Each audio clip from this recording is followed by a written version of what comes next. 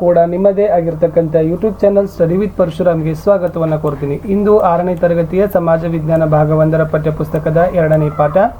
ನಮ್ಮ ಹೆಮ್ಮೆಯ ರಾಜ್ಯ ಕರ್ನಾಟಕ ಪಾಠದಲ್ಲಿ 2.1ರಲ್ಲಿ ಬೆಂಗಳೂರು ವಿಭಾಗದಲ್ಲಿರ್ತಕ್ಕಂಥ ಅಭ್ಯಾಸ ಪ್ರಶ್ನೋತ್ತರಗಳನ್ನು ನೋಡೋಣ. ನಾವು 6ನೇ ತರಗತಿಗೆ ಈಗಾಗಲೇ ಕನ್ನಡ, ಸಮಾಜ ವಿಜ್ಞಾನ ಮತ್ತು ವಿಜ್ಞಾನದ ಪಾಠದ ಪ್ರಶ್ನೋತ್ತರ ವಿಡಿಯೋಗಳನ್ನು ಹಾಕ್ತಾ ಇದ್ದೀವಿ. ವಿಡಿಯೋದ ಡಿಸ್ಕ್ರಿಪ್ಷನ್ ಬಾಕ್ಸ್ನಲ್ಲಿ ಪ್ಲೇಲಿಸ್ಟ್ ಲಿಂಕ್ ಇದ್ದಾವೆ. 6ರಿಂದ 12ನೇ ತರಗತಿಗೆ ಇರತಕ್ಕಂಥ ಬೇರೆ ಬೇರೆ ವಿಷಯಗಳ ಪ್ಲೇಲಿಸ್ಟ್ ಲಿಂಕನ್ನು ಸಹಿತ ಸಜೆಸ್ಟ್ ಮಾಡಿದ್ದೀನಿ. ತಾವೆಲ್ಲರೂ ಕೂಡ ವಿಡಿಯೋಗಳನ್ನು ಲೈಕ್ ಮಾಡಬೇಕು, ನಿಮ್ಮ ಫ್ರೆಂಡ್ ಸರ್ಕಲ್ಗೆ ಶೇರ್ ಮಾಡಬೇಕು. ನೀವು ಫಸ್ಟ್ ಟೈಮ್ ನಮ್ಮ ಯೂಟ್ಯೂಬ್ ಚಾನಲ್ನಲ್ಲಿ ನಮ್ಮ ವಿಡಿಯೋವನ್ನು ವಾಚ್ ಮಾಡ್ತಿದ್ದರೆ ಸಬ್ಸ್ಕ್ರೈಬ್ ಜೊತೆಗೆ ಬೆಲ್ ಐಕಾನನ್ನು ಅವಶ್ಯವಾಗಿ ಒತ್ತಿಕೊಳ್ಳಿ. ಬೆಂಗಳೂರು ವಿಭಾಗದ ಪ್ರಶ್ನೋತ್ತರಗಳನ್ನು ನೋಡೋಣ. ಅಭ್ಯಾಸಗಳು. ಮುಖ್ಯ ಪ್ರಶ್ನೆ 1, ಕೆಳಗಿನ ಪ್ರಶ್ನೆಗಳಿಗೆ ಉತ್ತರಿಸಿರಿ.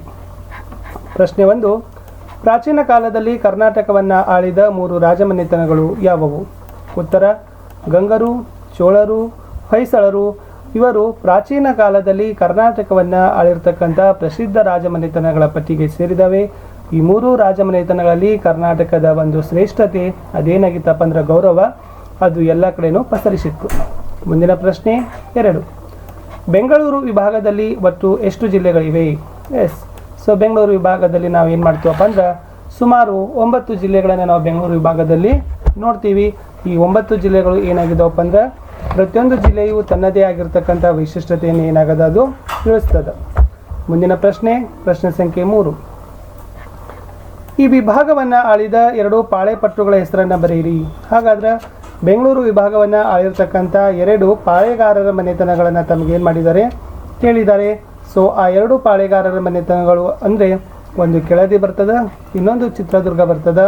ಆ ಕೆಳದಿ ಮತ್ತು ಚಿತ್ರದುರ್ಗ ಎರಡೂ ಕೂಡ ಈ ಬೆಂಗಳೂರು ವಿಭಾಗವನ್ನು ಆಳಿರ್ತಕ್ಕಂಥ ಪ್ರಮುಖವಾಗಿರ್ತಕ್ಕಂಥ ಪಾಳೆಗಾರರ ಪಟ್ಟಿಗೆ ಸೇರಿದ್ದಾರೆ. ಪ್ರಶ್ನೆ 4, ಪ್ರಾಕೃತಿಕ ಸಂಪನ್ಮೂಲ ಎಂದರೇನು? ಉದಾಹರಣೆಗಳು ಕೊಡಿ. ಇಲ್ಲಿ ಪ್ರಕೃತಿಯಿಂದ ದತ್ತವಾದ ಸಂಗತಿಗಳನ್ನ ಪ್ರಾಕೃತಿಕ ಸಂಪನ್ಮೂಲಗಳು ಅಂತ ಕರಿತೀವಿ. ಸೊ ಪ್ರಕೃತಿಯಲ್ಲಿ ಸಿಗ್ತಕ್ಕಂಥ ನಮಗೆ ಸಂಪನ್ಮೂಲ. ಓಕೆ, ಸೊ ಉದಾಹರಣೆಗಾಗಿ ನದಿಗಳು, ಕಾಡು, ಕಣಿವೆ, ಜಲಪಾತಗಳು, ಖನಿಜ, ಗಣಿಗಳು, ವನ್ಯಮೃಗಗಳು, ಮಣ್ಣು, ಇವೆಲ್ಲ ಏನಪ್ಪ ಅಂತಂದರೆ ನಮಗೆ ನಿಸರ್ಗದತ್ತವಾಗಿ ಸಿಗ್ತವೆ. ಸೊ ಇವುಗಳನ್ನೇ ನಾವು ಏನಂತೀವಿ? ಪ್ರಾಕೃತಿಕ ಸಂಪನ್ಮೂಲಗಳು ಅಂತ ಕರಿತೀವಿ. ಮುಂದಿನ ಪ್ರಶ್ನೆ 5, ಬೆಂಗಳೂರು ವಿಭಾಗದಲ್ಲಿ ಅತಿ ಹೆಚ್ಚು ಮಳೆ ಬೀಳುವ ಜಿಲ್ಲೆ ಯಾವುದು? ಹಾಗಾದ್ರೆ ಈ ಬೆಂಗಳೂರು ವಿಭಾಗದಲ್ಲಿ ಅತಿ ಹೆಚ್ಚಿನ ಮಳೆ ಎಲ್ಲಿ ಬೀಳ್ತದಪ್ಪ ಅಂತಂದ್ರೆ ಶಿವಮೊಗ್ಗ ಜಿಲ್ಲೆ ಅಂತಾರೆ. ಈ ಶಿವಮೊಗ್ಗ ಜಿಲ್ಲೆಯಲ್ಲಿ ಏನಾಗದಪ್ಪ ಅಂದ್ರೆ ಅತಿ ಹೆಚ್ಚಿನ ಪ್ರಮಾಣದಲ್ಲಿರ್ತಕ್ಕಂಥ ಮಳೆ ಬೀಳೋದನ್ನು ನಾವೇನು ಮಾಡ್ತೀವಿ ನೋಡ್ತೀವಿ. ಪ್ರಶ್ನೆ 6, ಬೆಂಗಳೂರು ವಿಭಾಗದಲ್ಲಿ ಕುಡಿಯುವ ನೀರಿಗೆ ಅಭಾವ ಉಂಟಾಗಲು ಕಾರಣಗಳು ಏನು? ಹಾಗಾದ್ರೆ ಸೊ ತಮಗೆ ಗೊತ್ತಿದೆ, ಬೆಂಗಳೂರು ವಿಭಾಗದಲ್ಲಿ ಬೆಂಗಳೂರು ನಗರ ಬರ್ತದೆ, ಬೆಂಗಳೂರು ಗ್ರಾಮೀಣ ಬರ್ತದೆ, ಕೋಲಾರ, ಚಿಕ್ಕಬಳ್ಳಾಪುರ, ರಾಮನಗರ, ತುಮಕೂರು, ಚಿತ್ರದುರ್ಗ, ದಾವಣಗೆರೆ ಮತ್ತು ಶಿವಮೊಗ್ಗ. ವಿಶೇಷವಾಗಿ ಈ ಬೆಂಗಳೂರು ವಿಭಾಗದಲ್ಲಿ ಕುಡಿತಕ್ಕಂಥ ನೀರಿಗೆ ಬಹಳಷ್ಟು ಕೊರತೆ ಬರ್ತದೆ. ಅದಕ್ಕೆ ಕಾರಣ ಸೊ ನದಿಗಳು ನಾಶದ ಅಂಚನ್ನು ತಲುಪಿವೆ. ಆಮೇಲೆ ಬಹಳಷ್ಟು ಕೆರೆಗಳನ್ನು ಭೂ ಆಕ್ರಮಣದಿಂದ ಏನು ಮಾಡಿದ್ದಾರಪ್ಪ ಅಂದರೆ ಕೆರೆಗಳು ನಾಶವಾಗಿದ್ದಾವೆ. ಸೊ ಈ ಕಾರಣಗಳಿಂದ ನಾವು ಏನು ಮಾಡ್ಬೋದು ಅಂತಂದರೆ ಈ ಬೆಂಗಳೂರು ವಿಭಾಗದಲ್ಲಿ ನೀರಿನ ಅಭಾವಕ್ಕೆ, ವಿಶೇಷವಾಗಿ ಕುಡಿಯೋ ನೀರಿನ ಅಭಾವಕ್ಕೆ ಉಂಟಾಗಲಿಕ್ಕೆ ಕಾರಣ ಆಗದ. ಪ್ರಶ್ನೆ 7, ಬೆಂಗಳೂರು ವಿಭಾಗದ 2 ಜಲಪಾತಗಳ ಹೆಸರುಗಳನ್ನು ಹೇಳಿರಿ ಅಂತ ಕೇಳಿದ್ದಾರೆ. ಈ ಬೆಂಗಳೂರು ವಿಭಾಗದಲ್ಲಿ ಬರ್ತಕ್ಕಂಥ 2 ಜಲಪಾತಗಳಲ್ಲಿ ಹೇಳ್ಬೋದು, ಒಂದು ಜೋಗ ಜಲಪಾತ, ಇನ್ನೊಂದು ಮುತ್ಯಾಲ್ಮೋಡು ಅಂತಕ್ಕಂಥದ್ದು 2 ಫೇಮಸ್ ಇದ್ದಾವೆ. ಪ್ರಶ್ನೆ 8, ಬನ್ನೇರುಘಟ್ಟ ರಾಷ್ಟ್ರೀಯ ಉದ್ಯಾನವನ ಯಾವ ಜಿಲ್ಲೆಯಲ್ಲಿ ಇದೆ? ಸೊ ವೆರಿ ಇಂಪಾರ್ಟೆಂಟ್ ಇದೆ. ಈ ಬನ್ನೇರುಘಟ್ಟ ರಾಷ್ಟ್ರೀಯ ಉದ್ಯಾನವನವನ್ನು ನಾವು ಬೆಂಗಳೂರು ಜಿಲ್ಲೆಯಲ್ಲಿ ನೋಡ್ತೀವಿ. ಪ್ರಶ್ನೆ 9, ಬೆಂಗಳೂರು ವಿಭಾಗದಲ್ಲಿರುವ ಅತಿ ಎತ್ತರದ ಗುಡ್ಡದ ಹೆಸರನ್ನು ಬರೆಯಿರಿ. ಈ ಬೆಂಗಳೂರು ವಿಭಾಗದಲ್ಲಿರ್ತಕ್ಕಂಥ ಅತಿ ಎತ್ತರದ ಬೆಟ್ಟ ಎಂದರೆ ಅದು ಚಿತ್ರದುರ್ಗ ಜಿಲ್ಲೆಯಲ್ಲಿರ್ತಕ್ಕಂಥ ಹಾಲು ರಾಮೇಶ್ವರ ಗುಡ್ಡ ಅಂತ ಕರೀತಾರೆ. ಈ ಚಿತ್ರದುರ್ಗ ಜಿಲ್ಲೆಯಲ್ಲಿರ್ತಕ್ಕಂಥ ಹಾಲು ರಾಮೇಶ್ವರ ಗುಡ್ಡ ಇದು ಬೆಂಗಳೂರು ವಿಭಾಗದಲ್ಲಿರ್ತಕ್ಕಂಥ ಅತಿ ಎತ್ತರದ ಗುಡ್ಡದ ಅಂತ ಪ್ರಸಿದ್ಧಿಯನ್ನು ಪಡೆದಿದೆ. ಪ್ರಶ್ನೆ 10, ಬೆಂಗಳೂರು ವಿಭಾಗದಲ್ಲಿರುವ 2 ಪಕ್ಷಿಧಾಮಗಳ ಹೆಸರುಗಳನ್ನು ಬರೆಯಿರಿ. ಹಾಗಾದರೆ ಬೆಂಗಳೂರು ವಿಭಾಗದಲ್ಲಿ ಬಹಳಷ್ಟು ಪಕ್ಷಿಧಾಮಗಳಿದ್ದಾವೆ. ವಿಶೇಷವಾಗಿ ಶಿವಮೊಗ್ಗ ಜಿಲ್ಲೆಯ ಗುಡವಿ ಪಕ್ಷಿಧಾಮ ಮತ್ತು ತುಮಕೂರು ಜಿಲ್ಲೆಯ ಕಗ್ಗಲಡು ಪಕ್ಷಿಧಾಮ ಇವೆರಡೂ ಏನಪ್ಪ ಅಂತಂದರೆ ಬೆಂಗಳೂರು ವಿಭಾಗದಲ್ಲಿ ಫೇಮಸ್ ಆಗಿರ್ತಕ್ಕಂಥ ಪಕ್ಷಿಧಾಮಗಳನ್ನು ಹೇಳ್ತೀವಿ. ಪ್ರಶ್ನೆ 11, ರಾಮನಗರ ಜಿಲ್ಲೆಯಲ್ಲಿರುವ ಪಕ್ಷಿಧಾಮದಲ್ಲಿ ಯಾವ ಪಕ್ಷಿಯನ್ನು ರಕ್ಷಿಸಲಾಗ್ತಾ ಇದೆ? ವೆರಿ ಇಂಪಾರ್ಟೆಂಟ್, ರಣಹದ್ದು. ಇಲ್ಲಿ ರಾಮನಗರ ಜಿಲ್ಲೆಯಲ್ಲಿರ್ತಕ್ಕಂಥ ಪಕ್ಷಿಧಾಮ ವಿಶೇಷವಾಗಿ ಅದು ರಣಹದ್ದುಗಳ ಸಂರಕ್ಷಣೆಗೆ ಹೆಸರುವಾಸಿಯಾಗಿದೆ, ಅದು ಇಂಪಾರ್ಟೆಂಟ್. ಪ್ರಶ್ನೆ 12, ಬೆಂಗಳೂರು ವಿಭಾಗದಲ್ಲಿನ ಪ್ರಮುಖ ಆಹಾರ ಬೆಳೆಗಳನ್ನು ಹೆಸರಿಸಿರಿ. ಇಲ್ಲಿ ಬೆಂಗಳೂರು ವಿಭಾಗದಲ್ಲಿ ರಾಗಿ ಬರ್ತದೆ, ಮೆಕ್ಕೆಜೋಳ, ಭತ್ತ, ಕಡಲೆಕಾಯಿ, ಬೇಳೆಕಾಳು ಇವು ಏನಪ್ಪ ಅಂತಂದರೆ ಪ್ರಮುಖವಾಗಿರ್ತಕ್ಕಂಥ ಈ ವಿಭಾಗದಲ್ಲಿ ಜನರ ಆಹಾರ ಬೆಳೆಗಳ ಪಟ್ಟಿಗೆ ಸೇರಿದೆ. ರಾಗಿ ಅಂತಲೂ ಕೂಡ ಫೇಮಸ್. ಪ್ರಶ್ನೆ 13. ಹಿಪ್ಪು ನೇರಳೆ ಎಲೆಯು ಯಾವ ಉದ್ದಿಮೆಗೆ ಕಚ್ಚಾ ಸಾಮಗ್ರಿಯಾಗಿದೆ? ಸೊ ಗೊತ್ತಿದೆ, ರೇಷ್ಮೆಯ ಒಂದು ಉದ್ದಿಮೆಗೆ ಆ ಹಿಪ್ಪು ನೇರಳೆ ಎಲೆಗಳನ್ನು ಏನು ಮಾಡ್ತಾರಪ್ಪ ಅಂದರೆ ಕಚ್ಚಾ ಸಾಮಗ್ರಿಯಾಗಿ ಬಳಸ್ತಾರೆ. ಪ್ರಶ್ನೆ 14. ಭದ್ರಾವತಿಯಲ್ಲಿರುವ ಉಕ್ಕು ಮತ್ತು ಕಬ್ಬಿನ ಕಾರ್ಖಾನೆಯನ್ನು ಯಾವ ವರ್ಷ ಆರಂಭ ಮಾಡಿದರು? ಸೊ 1923ರಲ್ಲಿ ಇದನ್ನು ಪ್ರಾರಂಭ ಮಾಡಿರ್ತಕ್ಕಂಥ ಕೀರ್ತಿ ಸರ್ ಎಂ ವಿಶ್ವೇಶ್ವರಯ್ಯನವರಿಗೆ ಸಲ್ತದೆ. 1923ರಲ್ಲಿ ಭದ್ರಾವತಿಯಲ್ಲಿ ಉಕ್ಕು ಮತ್ತು ಕಬ್ಬಿನ ಕಾರ್ಖಾನೆಯನ್ನು ಸರ್ ಎಂ ವಿಶ್ವೇಶ್ವರಯ್ಯನವರು ಪ್ರಾರಂಭವನ್ನು ಮಾಡ್ತಾರೆ.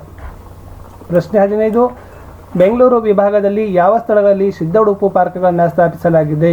ಸೊ ವಿಶೇಷವಾಗಿ ದೊಡ್ಡಬಳ್ಳಾಪುರ, ಆನೇಕಲ್ ಅಂತಕ್ಕಂಥದ್ದು ನೆನಪಿಟ್ಕೊಡ್ರಿ. ಈ ದೊಡ್ಡಬಳ್ಳಾಪುರ ಮತ್ತು ಆನೇಕಲ್ಗಳಲ್ಲಿ ಏನದಪ್ಪ ಅಂದ್ರೆ ಈ ಬೆಂಗಳೂರು ವಿಭಾಗದಲ್ಲಿ ಸಿದ್ಧ ಉಡುಪು ಪಾರ್ಕ್ಗಳನ್ನು ಸ್ಥಾಪನೆಯನ್ನು ಸರ್ಕಾರದವರು ಮಾಡಿದ್ದಾರೆ. ಪ್ರಶ್ನೆ 16. ಬೆಂಗಳೂರು ವಿಭಾಗದ 3 ಜ್ಞಾನಪೀಠ ಪ್ರಶಸ್ತಿ ವಿಜೇತರ ಹೆಸರುಗಳನ್ನು ಬರೀರಿ. ಇಲ್ಲಿ ಬೆಂಗಳೂರು ವಿಭಾಗಕ್ಕೆ ಮಾತ್ರ ನೋಡಿದಾಗ 3 ಜ್ಞಾನಪೀಠ ಪ್ರಶಸ್ತಿಗಳು ಸಿಗ್ತಾರೆ. ಒಬ್ಬರು ಕುವೆಂಪು ಅವರು, ಇನ್ನೊಬ್ಬರು ಮಾಸ್ತಿ ವೆಂಕಟೇಶ್ ಅಯ್ಯಂಗಾರ್ ಅವರು, ಮೂರನೇದು UR ಅನಂತಮೂರ್ತಿ ಅವರು. ಈ 3 ಕೂಡ ಬೆಂಗಳೂರು ವಿಭಾಗದಲ್ಲಿನ ಸಾಹಿತಿಗಳಾದರ. ಈ 3 ಕೂಡ ಜ್ಞಾನಪೀಠ ಪ್ರಶಸ್ತಿ ಲಭಿಸಿದ. ಪ್ರಶ್ನೆ 17. ಪ್ರಸಿದ್ಧ ಜಾನಪದ ಮ್ಯೂಸಿಯಂ ಜಾನಪದ ಲೋಕವನ್ನು ಸ್ಥಾಪಿಸಿದವರು ಯಾರು? HL ನಾಗೇಗೌಡ ಬರ್ತಾರೆ. ಈ HL ನಾಗೇಗೌಡ ಅವರು ಏನಪ್ಪ ಅಂತಂದ್ರೆ ಪ್ರಸಿದ್ಧವಾಗಿರ್ತಕ್ಕಂಥ ಜಾನಪದ ಲೋಕ ಅಂತಕ್ಕಂಥ ಮ್ಯೂಸಿಯಂ ವಸ್ತು ಸಂಗ್ರಹಾಲಯವನ್ನು ಸ್ಥಾಪನೆ ಮಾಡಿದ್ದಾರೆ. 18. ಬೆಂಗಳೂರು ನಗರದಲ್ಲಿ ಪ್ರತಿ ವರ್ಷ ನಡೆಯುವ ಪ್ರಸಿದ್ಧ ಉತ್ಸವ ಯಾವುದು? ಸೊ ಕರಗ ಉತ್ಸವ ನೆನಪಿಟ್ಕೊಡ್ರಿ.